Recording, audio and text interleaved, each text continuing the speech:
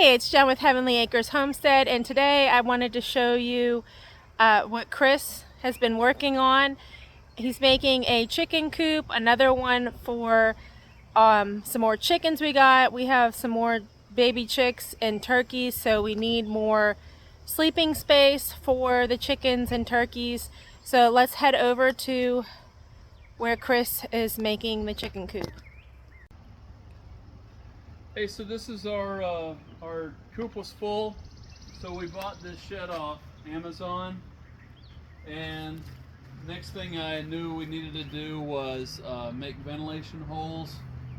So I just kind of measured all the holes for plenty of ventilation for the summertime, and got some chicken wire at our local feed and seed store, hardware store, and built some frames. As you can see in there, we got some frames, and then used some washers and screws to put the hardware cloth on there. And then once I cut the holes, the ventilation holes, I noticed how kind of flimsy the walls were. The walls were very flimsy and didn't hold up so well, so I broke a pallet apart and used some pallet wood and lined the inside of the walls with the pallet wood and reinforced it with some screws.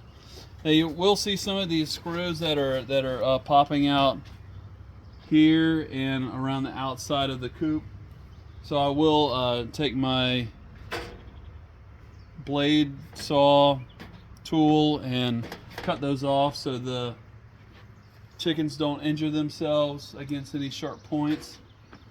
But this will offer plenty of ventilation during the summertime. That's really important when you make a makeshift coop or a chicken pen to put them in. This is also our nesting box, so I'm planning on measuring the space right here inside the wall and seeing how much space I have, and then I'm going to take these nesting boxes and either cut 2 or 3 together and then put them in there with some pine shavings and some stuff in there so they can lay some eggs. And then over here on the ground I have a set of roosting bars, or the legs.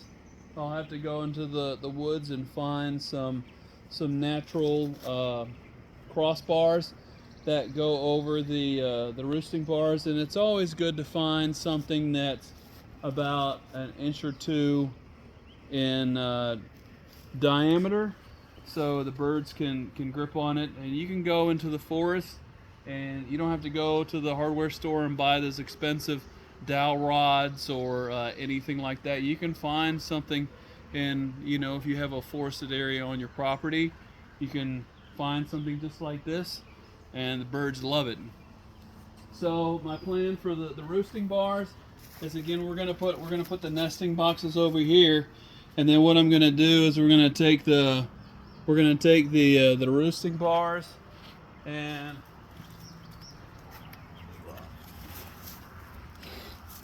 we're just gonna, once you get the crossbars on, just gonna put them in here.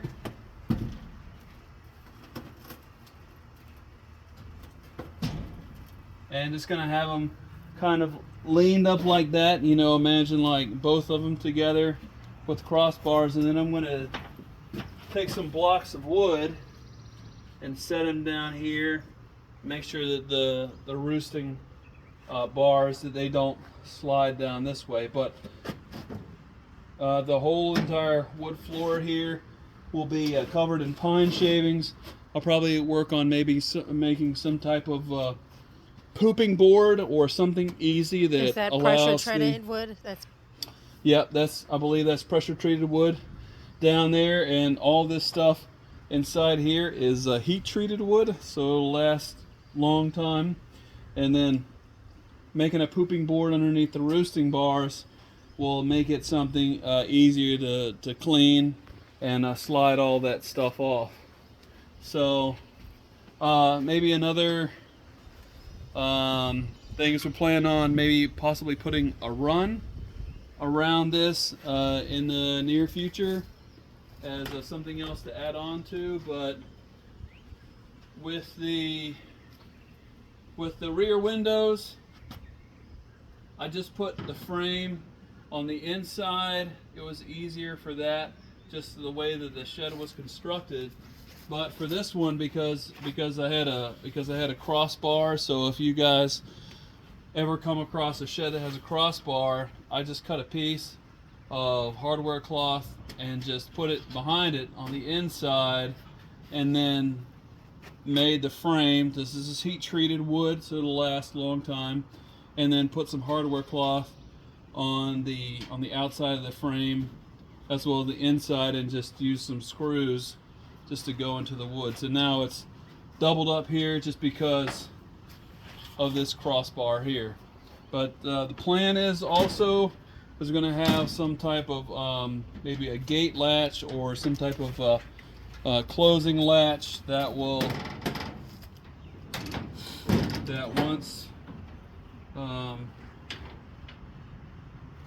once the coop is all closed up at night, that will have something besides this. Even though it does have a lock, we don't really want to, have to worry about locking it. Just get some type of So it'll be some latch. type of lock, yeah, similar like to this, the one that we have on the coop there. that we already have on here.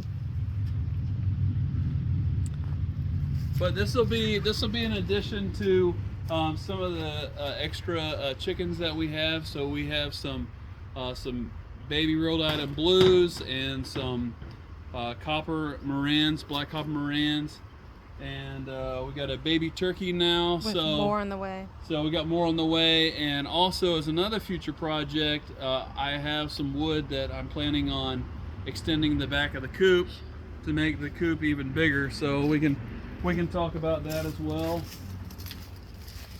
So with extending the coop, still trying to figure out the plans a little bit with it. But what I'm basically planning on doing is putting 4x4 somewhere about probably here in line with this part here, just as making it just as high as the top one here,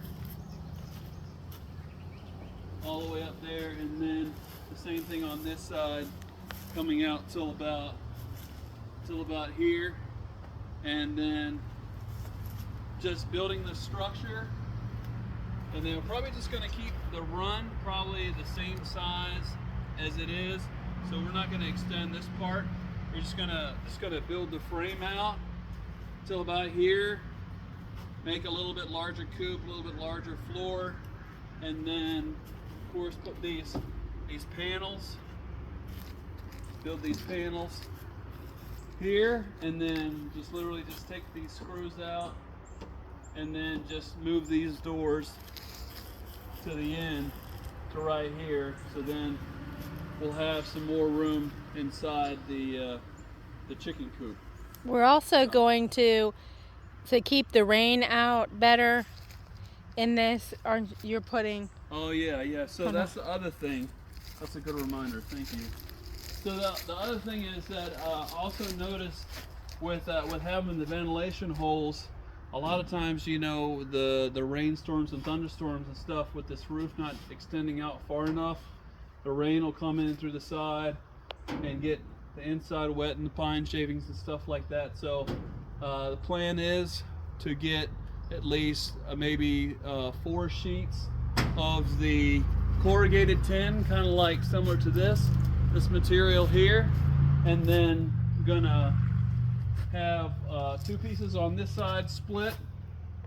You're gonna go out with an overhang to cover the ventilation, and then the same thing on the other side. That way the rain will come down and it'll be cover the ventilation holes, and the rain will just run off rather than go and get the pine shavings wet. So So yep, so you can see the other screw holes, these screws. So I'll take all those off. And another thing I did here as well is that the shed did not come with a mounting holes to the ground or anything like that, or a floor. So I used two boards that I had and I combined them together, and then we had some like corkscrew type anchors that you can like use to anchor a tent, or you know, whatever, at the beach or in a sandy environment. So as you can see here, I drilled some holes.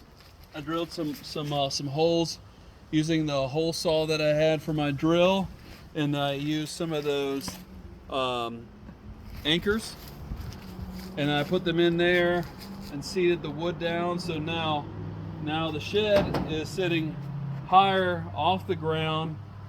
I believe this is like heat treated, pressure treated wood, and that'll keep the rain from getting into the shed.